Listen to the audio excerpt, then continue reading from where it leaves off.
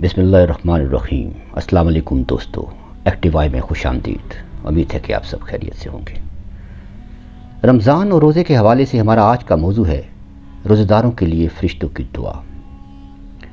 حضور صلی اللہ علیہ وآلہ وسلم فرماتے ہیں، اللہ تعالیٰ نے ایک فرشتہ پیدا فرمایا ہے جس کے 4 چہرے ہیں اور ہر چہرے کے درمیان 1000 سال کی مسافت کا فاصلہ ہے۔ وہ اپنے ایک چہرے کے ساتھ قیامت تک سجدہ ریز رہے گا اور اس سجدے میں وہ اللہ تعالیٰ کی عظمت اور شان بیان کرتا رہے گا۔ اپنے دوسرے چہرے کی آنکھوں سے وہ جہنم کی طرف دیکھتا رہے گا اور عرض کرے گا کہ جو اس میں داخل ہوا اس کے لیے ہلاکت کے سوا کچھ نہیں۔ تیسرے چہرے کی آنکھ سے جنت کو دیکھ کر عرض کرے گا کہ خوش بخت ہے وہ جو اس میں داخل ہوگا، اس کے لیے مبارک ہی مبارک ہے۔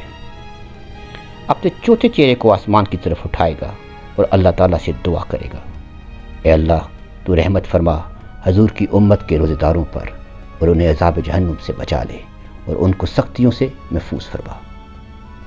تو معلوم یہ ہوا کہ روزے دار کے لیے فرشتے بھی دعا کرتے ہیں۔ کتنا بلند مقام ہے روزے داروں کا۔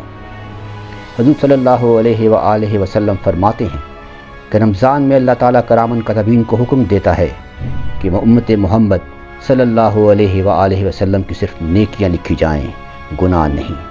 تو دوستو، ہم اس بات پر شکر ادا کریں کہ ہم مسلمان ہیں اور شکر ہے اس ذات کا جس نے ہمیں رمضان عطا کیا۔ اگر آپ کو یہ ویڈیو پسند آئی ہے تو اس کو سبسکرائب کریں اور بیل آئیکن کو لازمی پریس کریں۔ اگلی ویڈیو میں پھر ملاقات ہوگی۔ اللہ حافظ۔